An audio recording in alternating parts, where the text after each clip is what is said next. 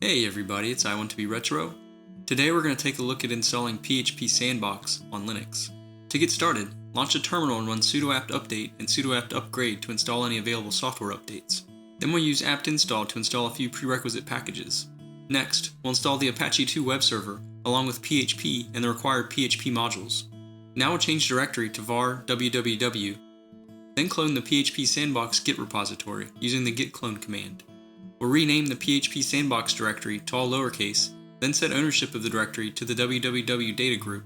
Next, we'll create a working directory for Composer, then cd into the PHP Sandbox directory. Then we'll run Composer install as the www data user. Once Composer finishes downloading and installing dependencies, we'll create a new Apache 2 site configuration for PHP Sandbox. Copy the site configuration from the video description, then paste it in the file, save the changes and close out of Nano.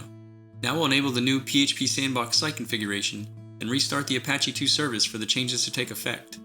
Open a web browser and navigate to the DNS or IP address of the host /PHPSandbox. Welcome to PHP Sandbox, a web-based PHP testing utility running on your Linux device.